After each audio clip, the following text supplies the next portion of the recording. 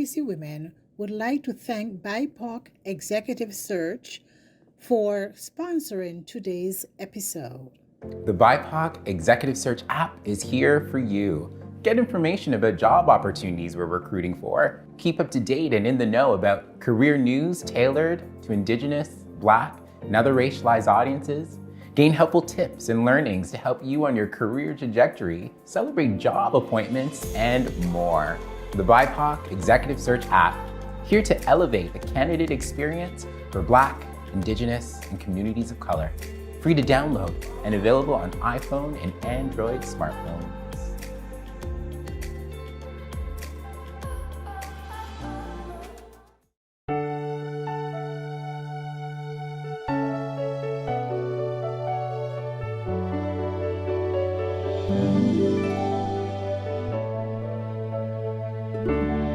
Look how far you have come on your own, but never alone.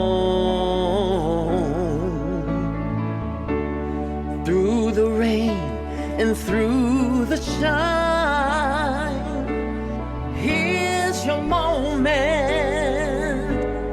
it's your time.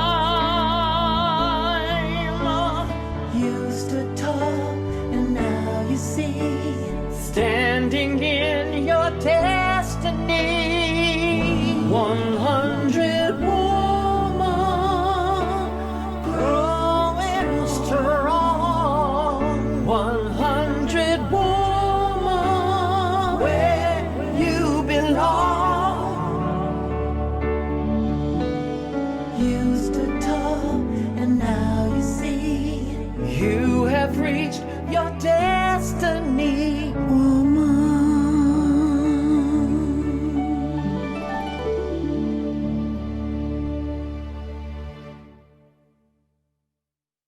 100 ABC Women would like to take this opportunity to welcome our viewers and listening audience, families, friends, and our sponsors to our inspirational conversations, fireside chats with 100 ABC honorees. 100 Accomplished Black Canadian Women is a bold initiative created by the co-authors, the Honorable Dr. Jean Augustine, a former MP, Donna Jones-Simmons, a corporate diversity executive, and Dr. Denise O'Neill-Green, Vice President, Equity and Community Inclusion at Ryerson University. Our mission is to celebrate and archive the professional accomplishments of trailblazing Black women from all across Canada. The goal is to create an ever-expanding database available for current and future generations via print media, public and private libraries, as well as a website, which is www.100abcwomen.ca. We are pleased to bring you a series of fireside chats which include conversations around education, healthcare, entertainment, creative arts, legal, technology, entrepreneurship, diversity and equity, media, engineering, politics, sports, and so much more. These, we know, are topics that matter to us and to you. These educational and inspirational conversations will be made available to all current and future generations via our 100 ABC YouTube channel. This is a great way to learn from our elders, brilliant-minded and accomplished Black Canadian women. Please join me as I welcome our moderator for the episode, Trade Union of Every Kind, Jacqueline Dixon. She is a radio and TV host. Without further ado, Jacqueline Dixon. Hello, and thank you, ladies and gentlemen. Thank you for joining me today as I moderate this session for the 100 Accomplished Black Canadian Women's Fireside Chat, Trade Unions of Every Kind. I'm so super excited today to have three outstanding honorees with me to share their journey and their vision for trade unions, and also to take us on a walk through their personal experience of playing a role within this outstanding organization. The first person that I would like to introduce is Lisa Skeet.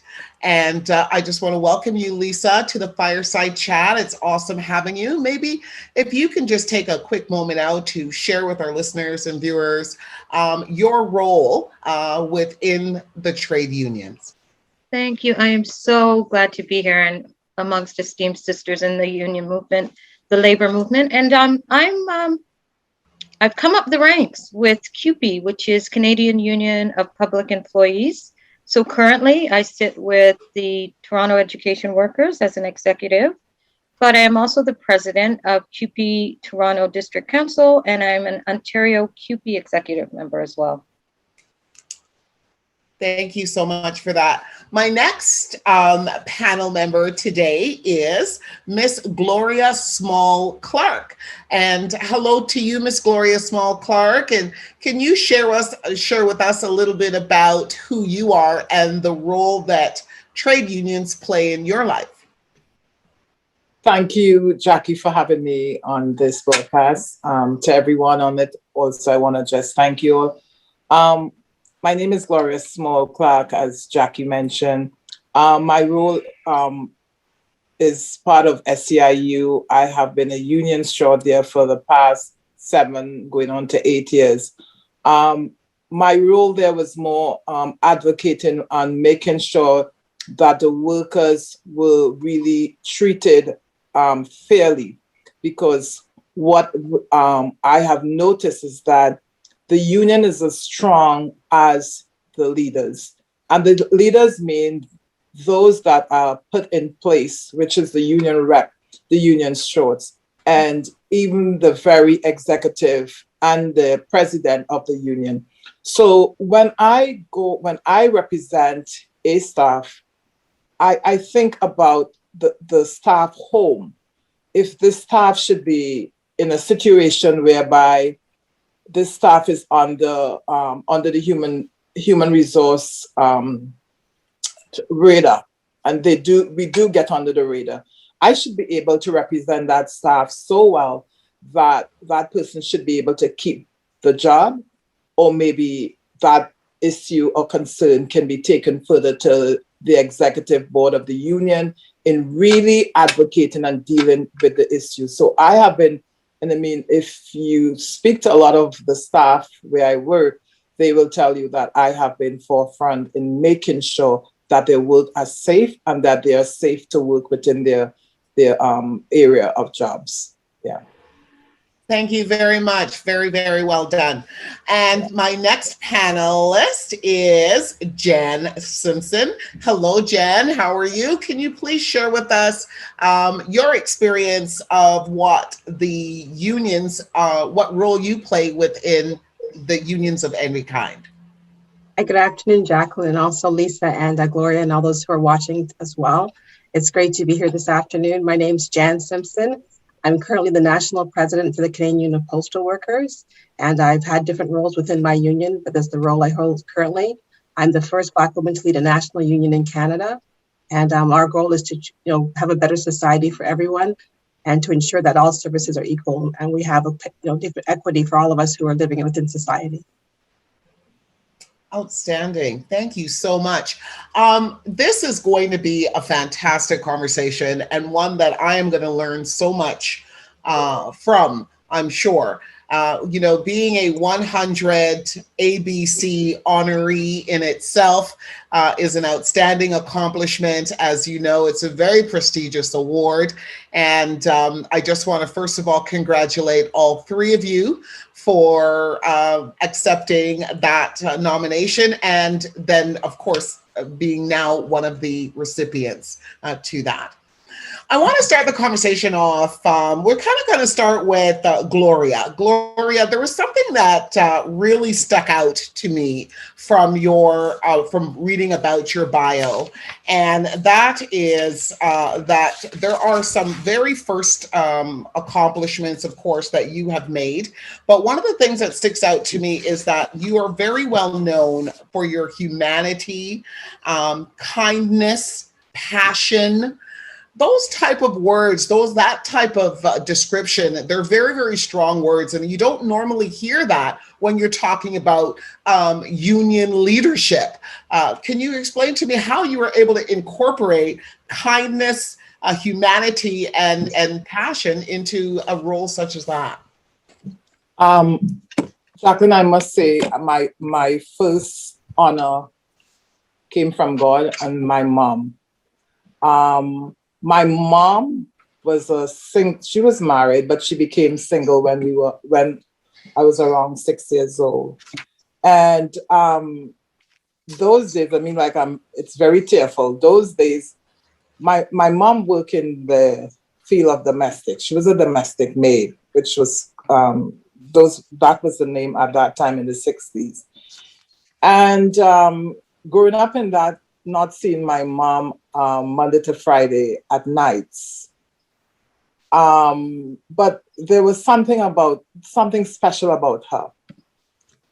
She reached out to so many people that did not have. Like, my mom was not the richest person, but she was able to give.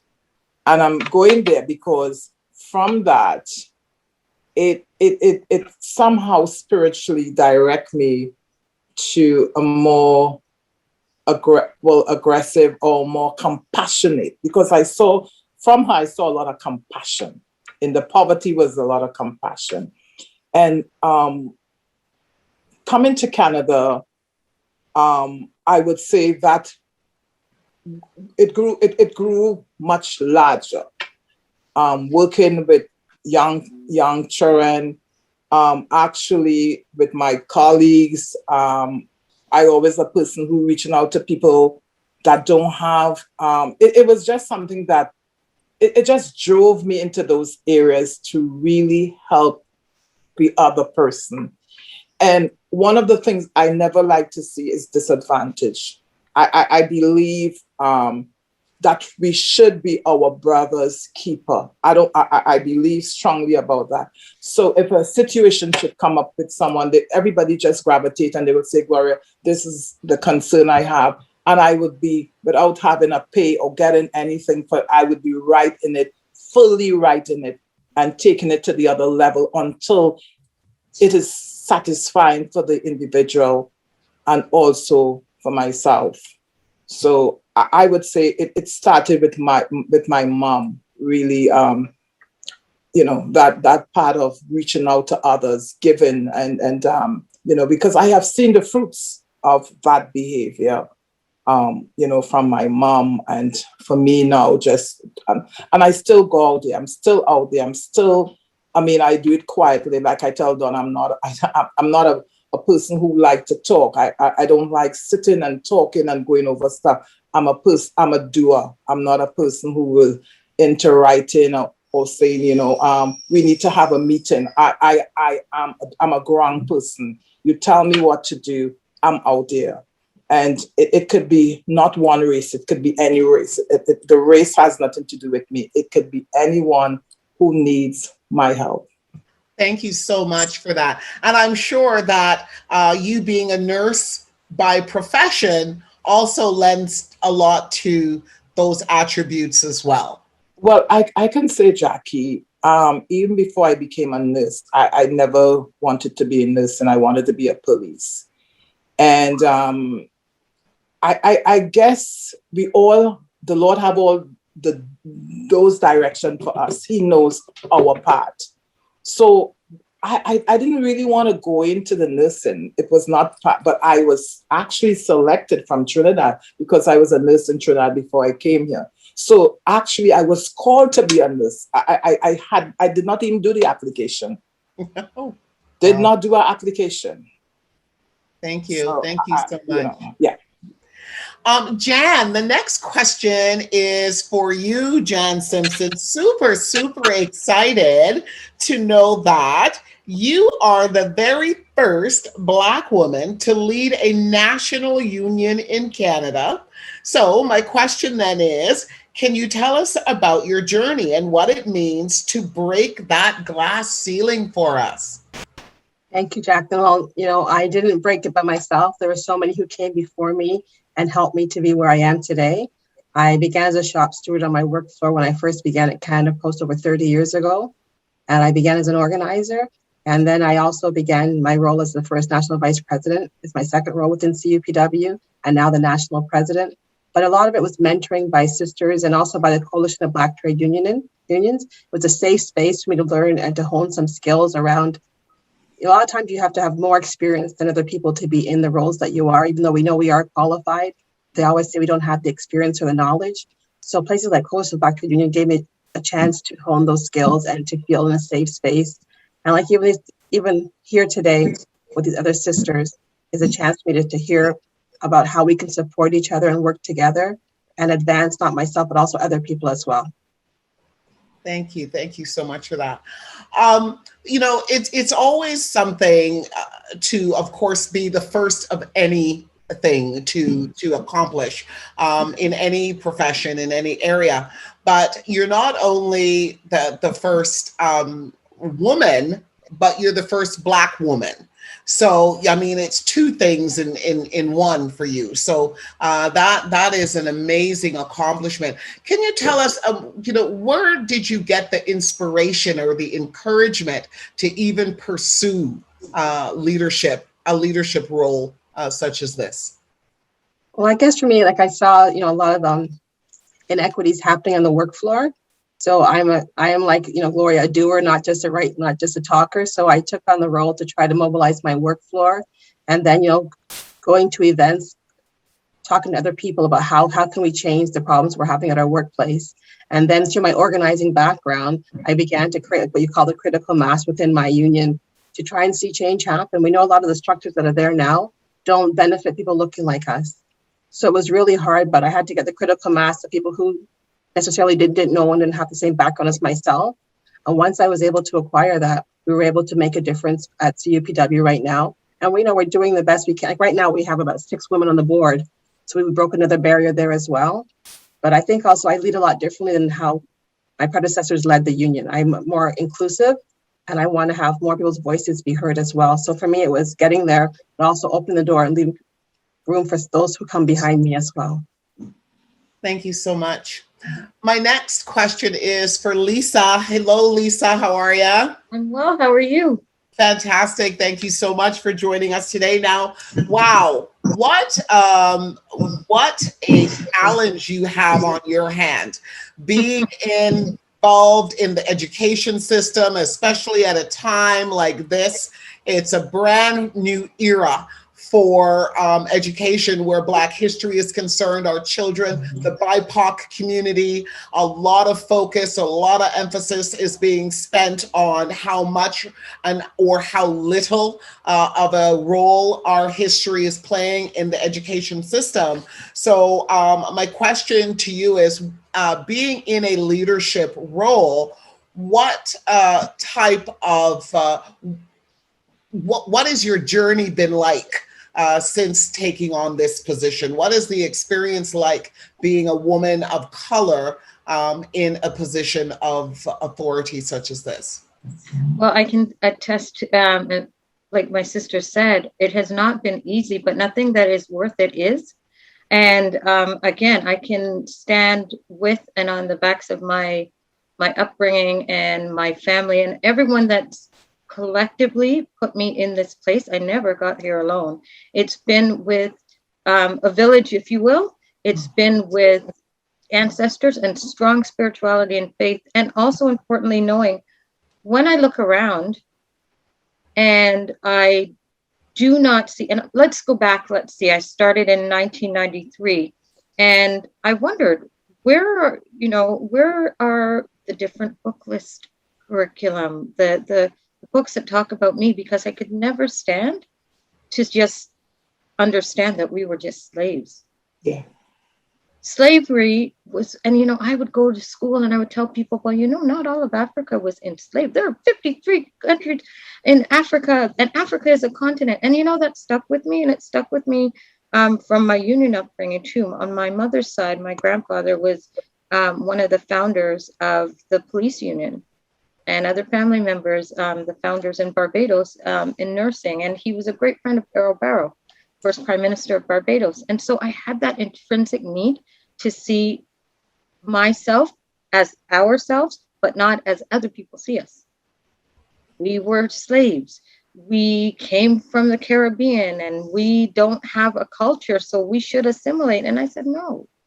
So in 1977, a program was called African Heritage and Italian Studies and Chinese, and it became ILICON, which is the International Languages, African Heritage Studies, started in 77 by the people, by the parents who wanted their children to see themselves in school because they knew they were coming home feeling, who am I? Where's my identity? And even those first, second, third, and fifth generation Black Canadians who built like from the ground of Black loyalist soldiers, we have an entrenched history.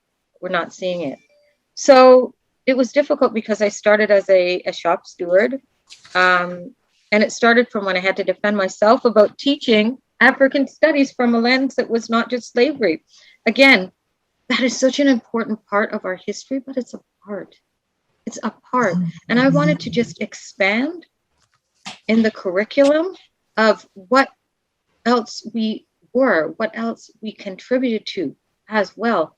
So I got disciplined for that, really. What are you doing? Why aren't you teaching this?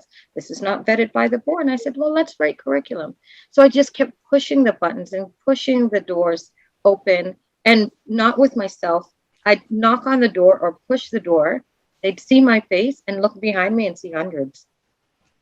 So it was a journey that is still, being the first Black woman of the president of Toronto District Council, which are CUPE affiliations that are under one umbrella, and also now, most recently, just last week, becoming one of 6 racialized people that are sitting on the board of CUPE Ontario.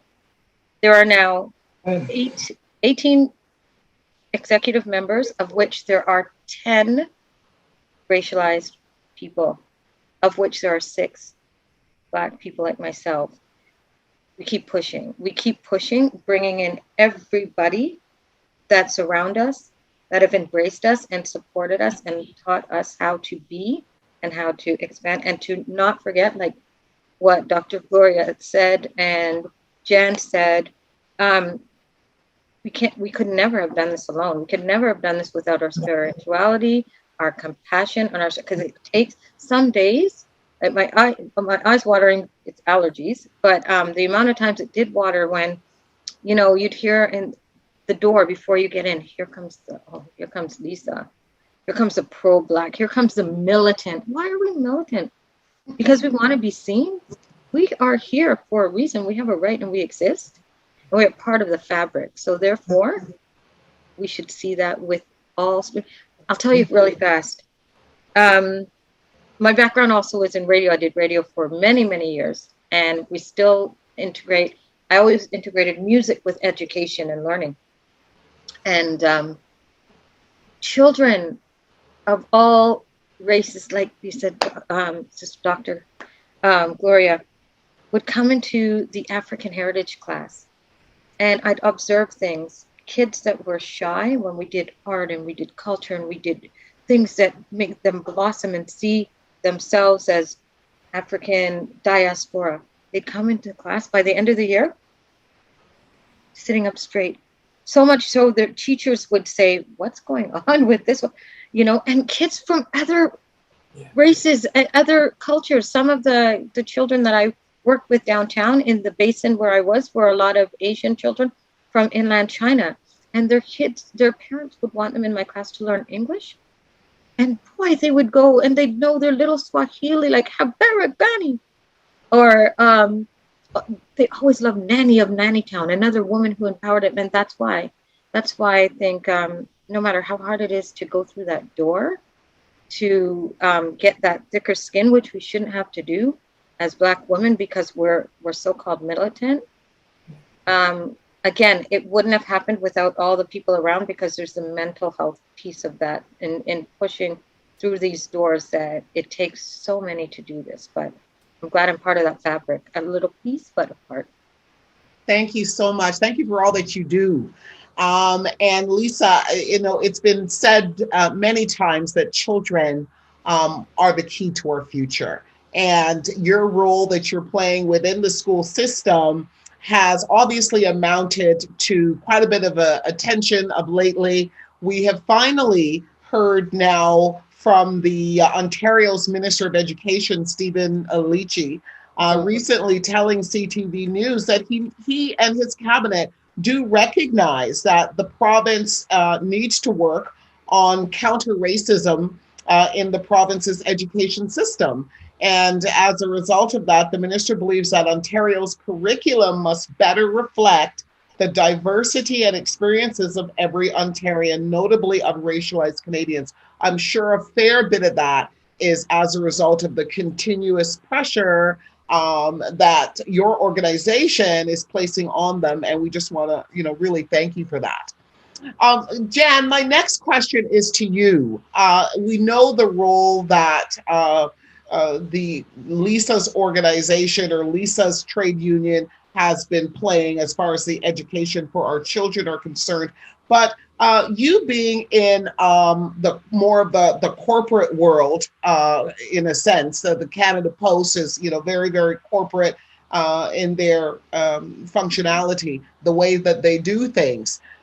Diversity and inclusion. What does that mean to you from your perspective, from the position that you hold, being the first female Black leader of a national union? What does that mean to you? Diversity means that I won't be the last and I won't be the only one there as well. And that's what's really important. At the union right now, we have a program with Canada Post to talk about inclusion and diversity hiring at Canada Post, because they're very underrepresented in diversity hiring in regards to Indigenous people as well as people with disabilities. So we really push hard for the human rights lens to be there and all the work that Canada Post does do. We have a campaign called Delivering Community Power, and it talks about the expansion of services, specifically postal banking for those who are underbanked, and access mostly racialized people, Indigenous people, and people who live in rural areas. So for us, it's really important to have a more inclusive society where everybody feels that they can see themselves at the decision-making table in a neighborhood to buy a home, or even walking down the street, for example. Like I know with internet service right now, a lot of people don't have access to internet during the COVID-19 pandemic. We know how important for the kids to have the internet to do the schooling that Lisa spoke about earlier on. So for us as postal workers, we're really pushing for expansion of services at Canada Post beyond just delivering parcels, but also doing postal banking and also helping to green the fleet that Canada Post does have around the environment. We know environmental racism is a really important thing for us to look about. We know there's a lot of environmental refugees coming to Canada because of in Africa and other countries, the food there is not available anymore. Up north for the Indigenous people, the cost of groceries is exorbitant. So for us, it's about making a more equal society for everyone, not just for a few people. Thank you. Very well said. And my next question is to Gloria Small. Staying on the topic of youth for the time being, let me ask you, what role are do you believe that unions are going to play in assisting youth with the adequate development of life skills to contribute within society going forward? That has been something knocking on my heart for the past months. And I'm not sure if you're aware that I actually represented Canada. I sat on that committee representing Canada for the youth, which was the Black youth in Geneva.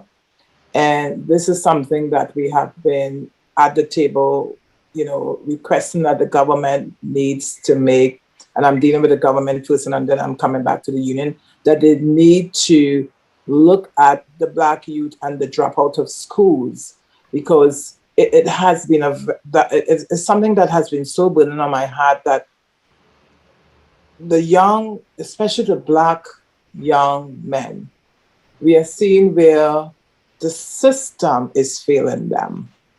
We as a society have abandoned the young Black men, and I'm talking from the age from even starting from 5, where you start to neglect. If you see within the system of the schools where they started to target these young kids from such a young age that they taught to other things.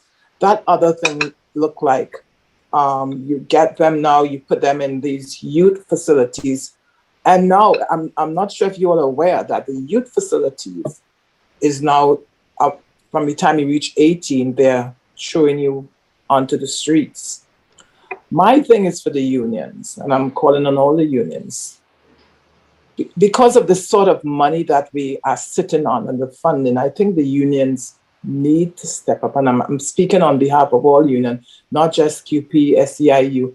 All the unions need to take a careful look at how, and I'm speaking about the Black youth right now. I'm sorry if I'm offending anybody, because this is like I'm getting calls like every day concerning mothers or parents dealing with their young kid who is on the street, especially at this time with the COVID. They're not interested in any online school. There is a lot going on for this particular group of family. And I say the family, the boys. I'm pretty going at the boys right now. Because when you do not produce or work, I called SEIU, the vice chair, the vice president. I said to him, what are we doing with the young boys that will be coming out from these industrial schools, which is the youth center? They closed down the one in Coburg. I think the only one they have right now is the one in Pickering there. And they're about to get rid of these kids soon. When you throw these kids on the street, who are there to pick them up? They can do trades. Not everybody can be academic. It's not like that. So they can look at trades. What does trade look like? Electrical. They can do masonry, drywalling. What about the fire services? And the union should be the one sort of having these, actually hiring them. What about hiring them? You know, and I'm sorry I was part of the African Canadian Legal Clinic. And this was a big role that the African Canadian Legal Clinic did. They had young men who got themselves in very severe trouble. And one of the things that I really took away from that is that they were able to give these young men who had themselves in very severe trouble, and I'm talking about murder at a very young age, they were able to pick back up themselves and do better. They actually took them back to Ghana to sort of connect with their roots, and it was about 10 of them. So if we do not invest in the young Black men, and I'm saying Black men because again, this is the people that the people that I find, or the gender that I find, is at a disadvantage. And we have to start it very early, from that age group, from 4, 5, and get them prepared, get them molded. You know, we all don't have the same family, but we can make changes. You know, don't forget, these young men are coming into your family. They might be married in your daughter, or they may be connected to your daughter. So you want to see a better generation of these young Black men. Thank you so much. Lisa, as you sit as Toronto's education worker for CUPE Local 4400 executive, we've just heard a very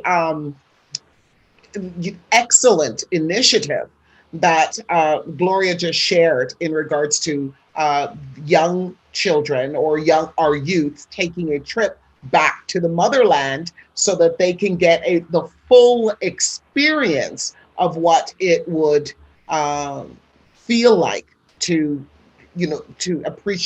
truly appreciate your heritage and your culture.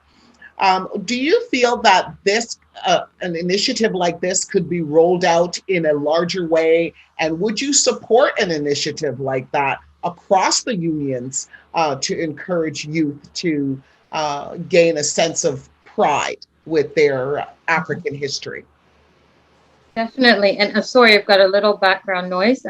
But you know what? There were times where we did have that in our in our scope of things, and it's tied to funding.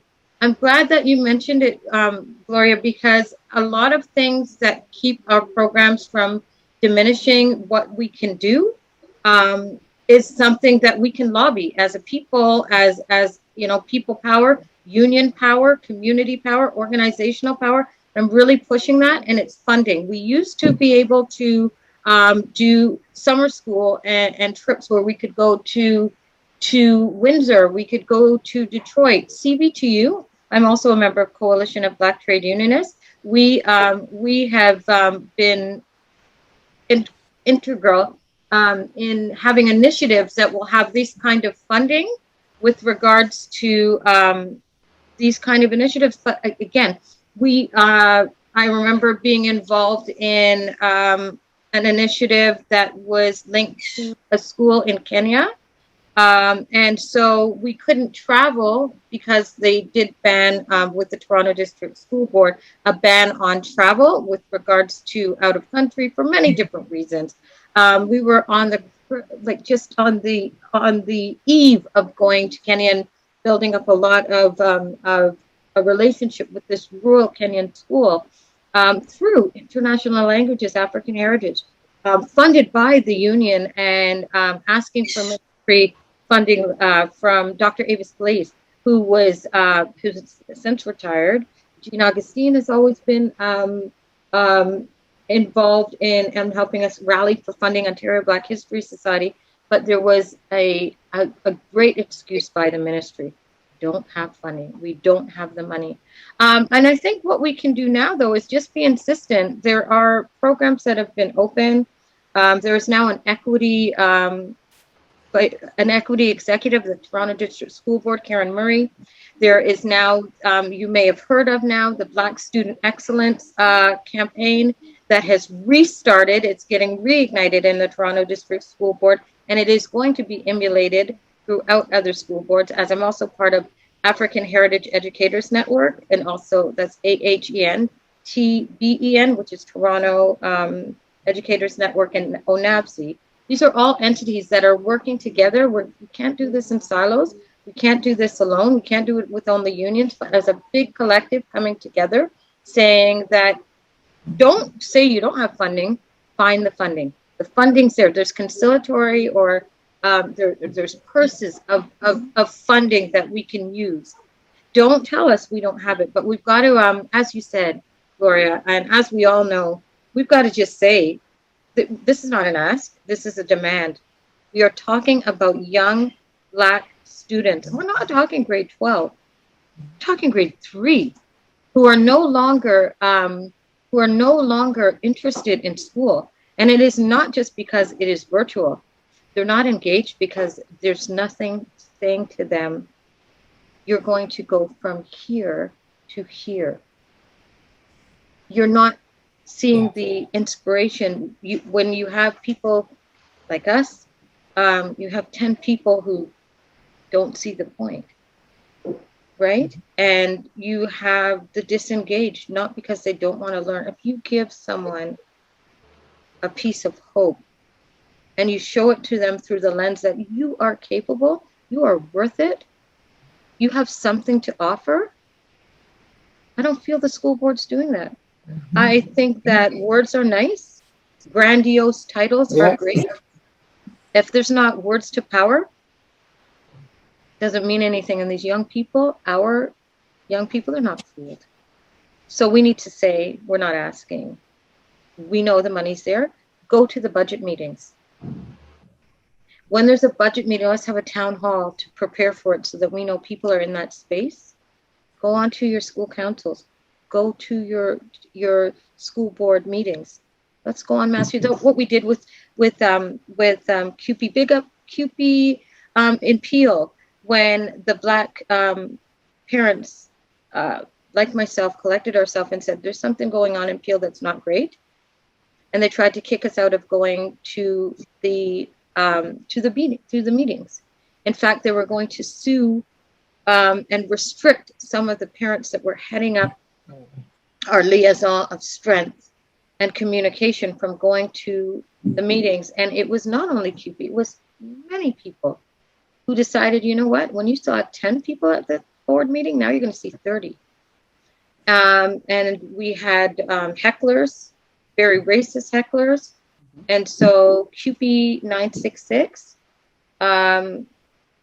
made it on their agenda to escort people to the board meeting, to be present in the board meeting for when people were being heckled, like the sisters, the Muslim sisters, the Somali contingent, and Somali mamas, they don't play.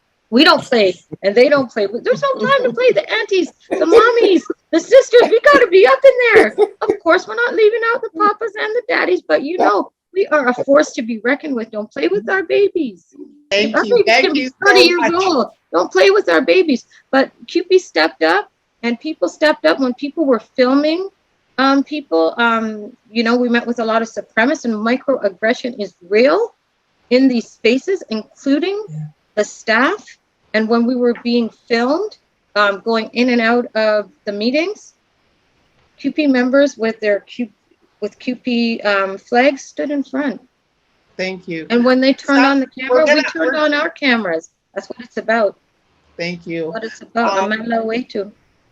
Thank you so much. We before we wrap up, I want to get Jan back into the conversation again, because I love where this is going, and I love the solutions that are being discussed. And that's when, you know, conversation really gets good, right? When we start talking solutions, it's really easy to identify problems, I find, but, you know, the real movers and the shakers are the ones that can come up with solutions. And it's clearly obvious that my panel today are a bunch of solution-oriented females, and I'm so happy to be moderating this.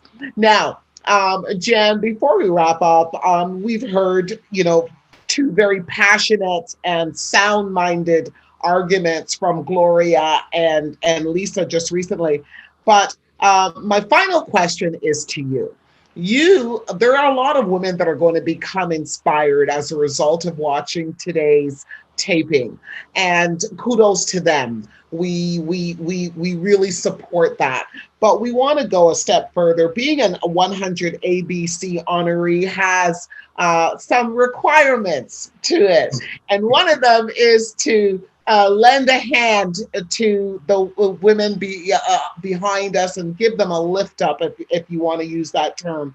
My question is, what advice can you give to young women starting out in their union and in activism? What should they avoid and what should they focus on to ensure that they have maximum impact? Thanks. For me, I think the biggest thing to tell them is don't get discouraged. We have to harness our own strength within ourselves. People are going to always try to discourage and say, oh, you're not qualified, you don't have the experience, you don't have the knowledge.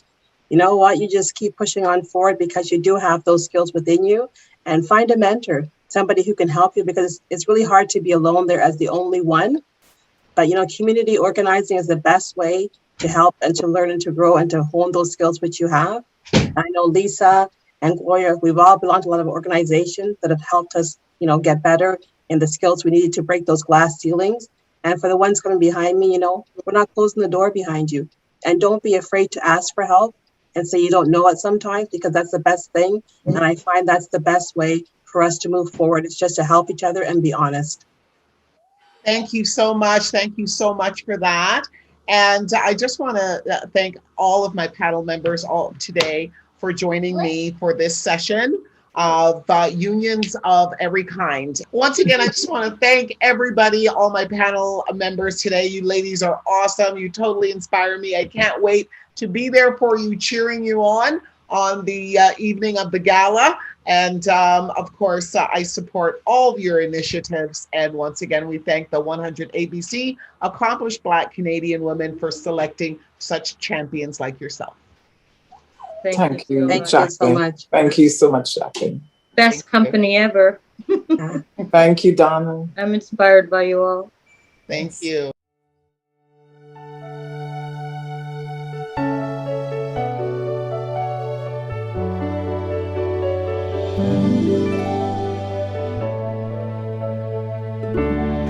Look how far you have come on your own. but never alone. Through the rain and through the shine, here's your moment, it's your time. You stood tall and now you see, standing in your destiny. 100 woman growing strong. 100 woman where you belong. You stood tall and now you see, you have reached your destiny.